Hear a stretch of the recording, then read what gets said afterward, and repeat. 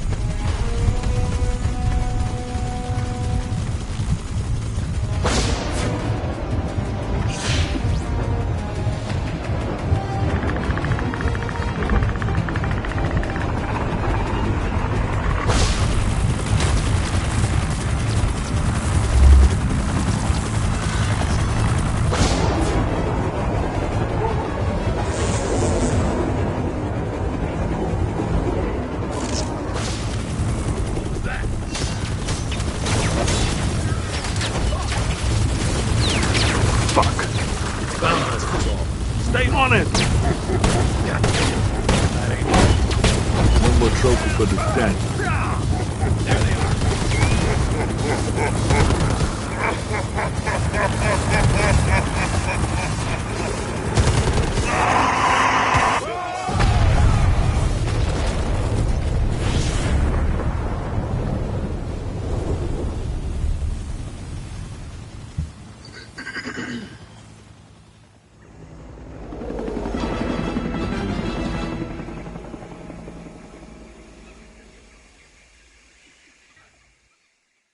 You did the best you could, team.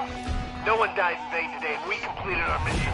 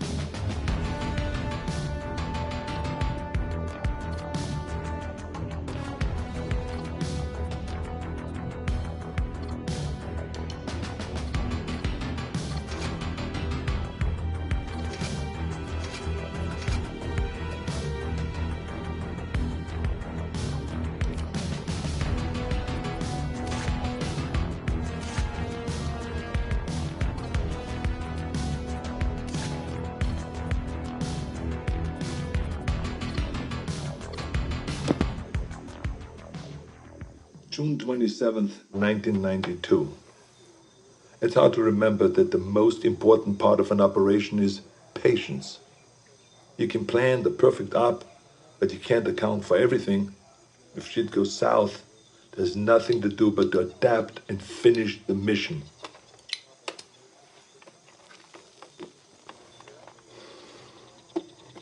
Sometimes you just get lucky. I was in the dock, 10 clicks downriver from the Valverde border, figuring out my next move.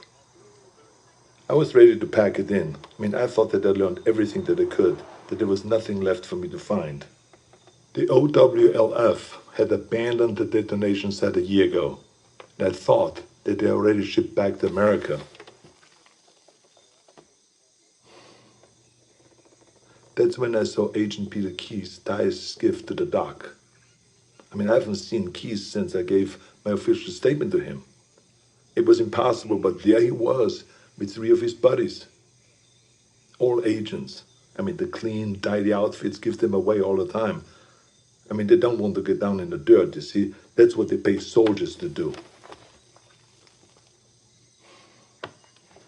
Keyes walked up, looked right at me, and shook my hand.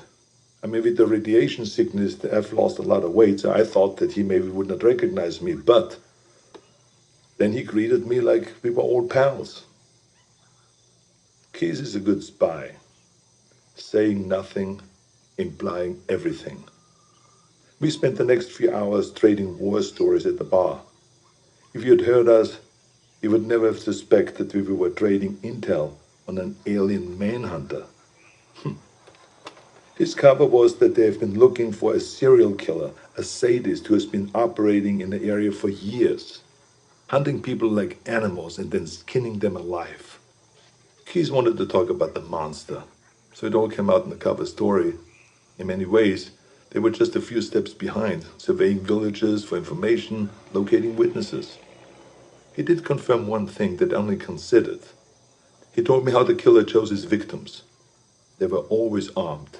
A rifle, a pistol, a knife in the boot. He wasn't taking kids or random villages. He wanted a challenge. Whatever it was a hunter. And it killed for sport. I wish they were here for a military action, recon for an invasion. But the truth was so much worse. We are prey, animals, fit only to be hunted. Keyes and his buddies paid the tab and mine, but before he left, he winked at me and he said, "Stay out of the jungle. That's where he gets you." I tracked Keyes and his team for weeks, but they didn't learn anything new. Maybe they knew that I was there, maybe they didn't, I don't know. I've risked enough for now. I think it's time to disappear. Keep my ear to the ground.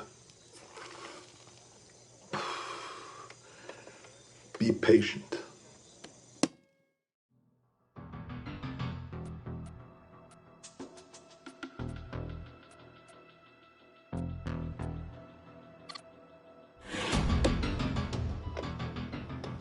It's September 12th, 1987.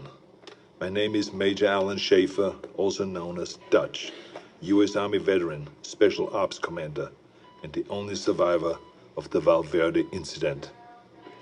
These tapes are my personal testimony. Insurance. Should anything happen to me, what I found won't be lost. My team was brought in to rescue a Guatemala cabinet minister and his aide, who had been captured by guerrilla forces in Valverde. We located the downed helicopter, and the skinned bodies of those aboard hung in nearby trees, seemingly at the hands of guerrilla fighters. After assaulting their camp, it became clear that the mission was a setup.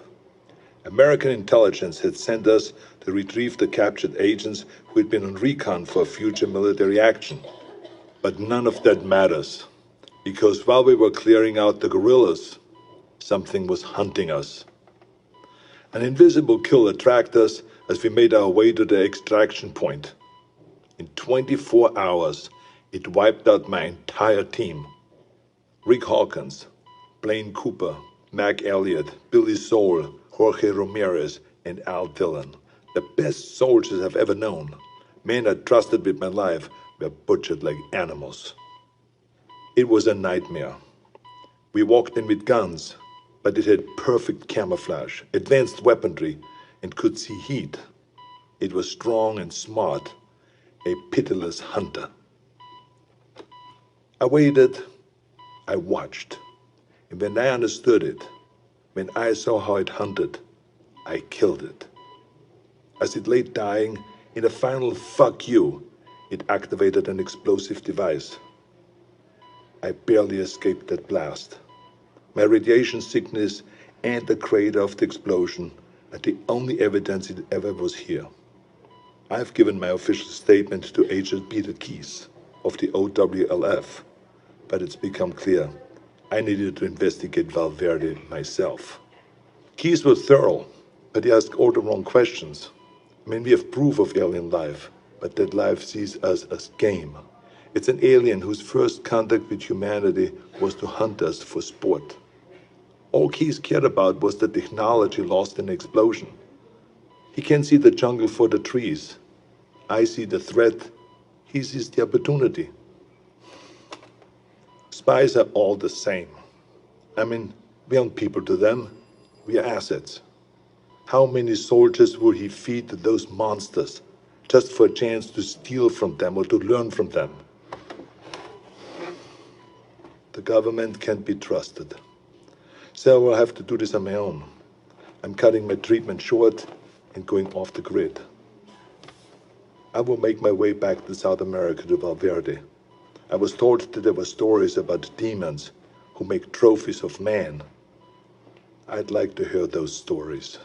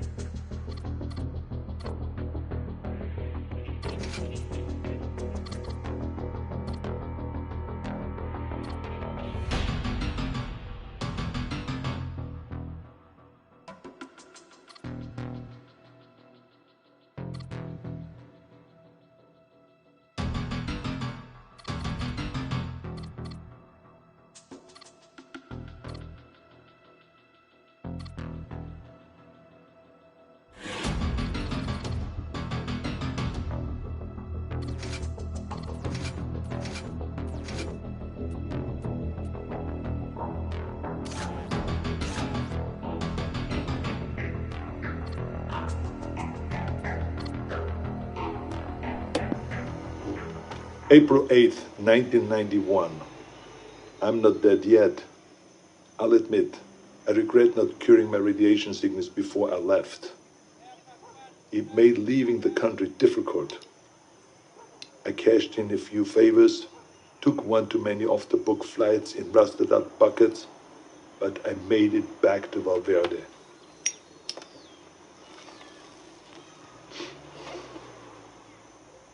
The area was on lockdown, sealed by American intelligence for study. The complex centered on a crater from the alien self-destruction. I found the scientists slumming in a local bar. A few drinks, a couple of threads later, he was ready to talk. It wasn't much, barely anything I didn't already know. The blast emitted a form of radiation they'd never seen before. Some believed it was extraterrestrial, some didn't. Either they're not too bright, or there's nothing to find. I decided to let them keep searching in vain. It kept them busy and off my trail. I've been touring villages and small towns using the cover of an author writing about South American folklore. I don't know if any of them bought in, but they took my money and told their stories.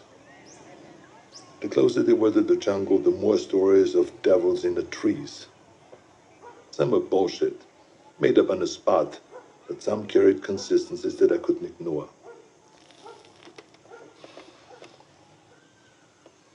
Whatever it was, the demons who make trophies of man, the devil of the trees, or the skull taker, the stories always began on the hottest summer that they could remember. In the summer of 1987, Valverde Valley broke its all-time high in temperatures. They love the heat. It must remind them of home. Everything else confirmed the truth of the stories. Proud warriors skinned and hanged, skulls and spines ripped from their bodies. Maybe it was obvious from the beginning, but it wasn't until I heard the stories that I truly accepted the purpose of these mutilations. I mean, they're taking trophies. They travel impassable distances to hunt us, skin us, and mount us over some alien fireplace on another world. It would be disgusting if it weren't so familiar. Where do I go now? It's been on my mind all year. The takeaway from all this intel is that they've been doing this for decades, centuries maybe. They're coming back, and I need to be there when they do.